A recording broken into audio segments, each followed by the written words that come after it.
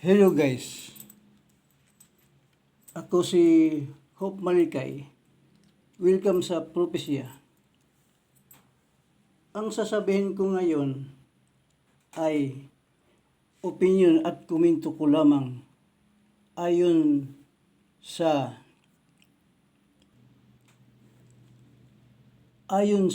Deuteronomio 29:29.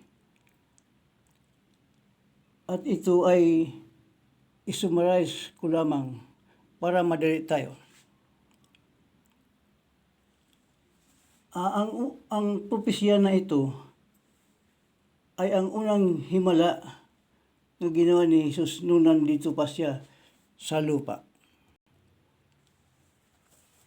Sa kasalan nga dinaluhan ni na Jesus at kanyang ina ay naubusan ng alak. Kaya ang mga banga nga walang laman ay pinapuno ni Jesus ng tubig. At ang tubig ay ginawa ni Jesus nga alak. At ayon sa mga bisita ni Jesus sa kasalan,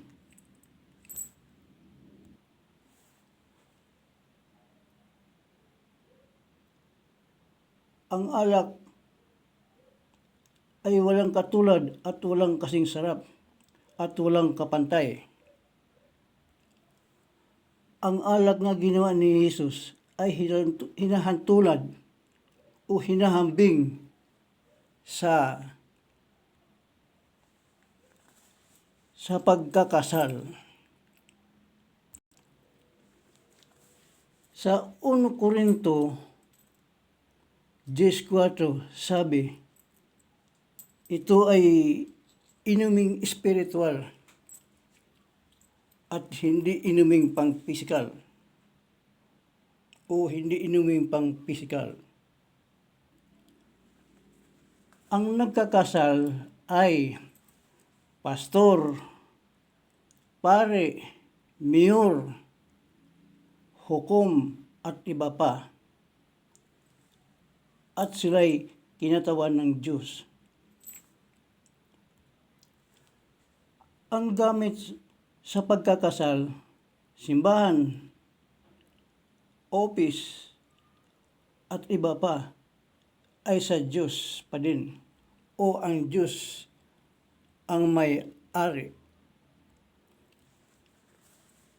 At sa Matthew 23:21 at 22, at sinumang nanumpa nga saksi ang templo ay ginawa niyang saksi ang Diyos nga nasa templo.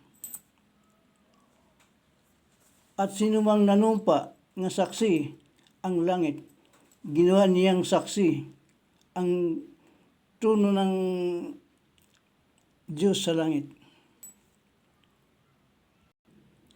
Sa Galatia 3:15 sabi, kapag nalagdaan ang kasunduan ay ito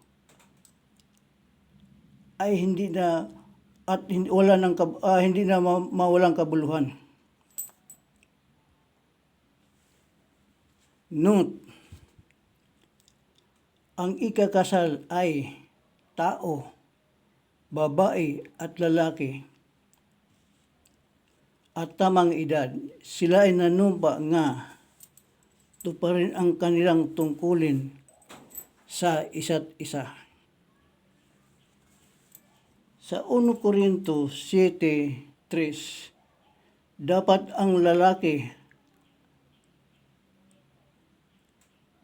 ay tuparin ang kanyang tungkulin sa kanyang asawa at ganun din ang babae. Sa madalit sabi, ang kahulugan sa alak nga ginawa ni Jesus ay sinumpaang tungkulin. At ulitin ko, ang alak nga ginawa ni Jesus ay ang sinumpaang tungkulin. Kaya pala, napaka sarap at walang kasing sarap, sinumpaang tungkulin. Ang barangay chairman, mayor, pulis, at iba pang sinumpaang tungkulin, yan ang alak ni Jesus. Kaya masarap.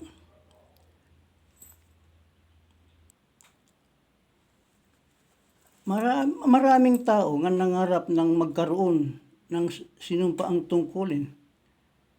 Subalit kung magkaroon na ito, kung makamta na ito, ito'y ilang kanilang inaabuso. Ang lalaki nga ikakasal,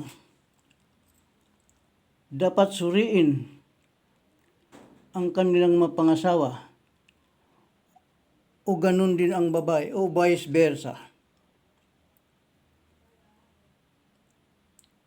Sa Mateo 7:6 sabi, huwag ninyong ibigay sa aso ang mga bagay nga banal, baka pagkatapos kayo ay balingan at sakmalin. At huwag ninyong ihagis sa mga baboy ang inyong perlas, sapagkat yuyurakan lang nila ang mga iyon. Napagkasarap ang pagtupad sa sinumpaang tungkulin.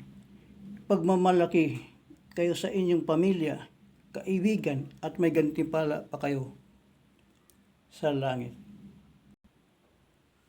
Ang sinumpaang tungkulin maaring nasa politika, simbahan, at iba pa.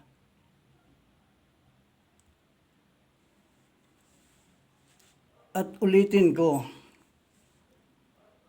ang kahulugan sa alak ni Jesus ay sinumpaang tungkulin. Napagkasarap at walang kasing sarap at walang katulad. Babala, ang alak ni Jesus o sinumpaang tungkulin ay huwag ninyong abusuhin dahil yan ay may malaking parusa. Ako si Hope Malikay. Thank you and God bless.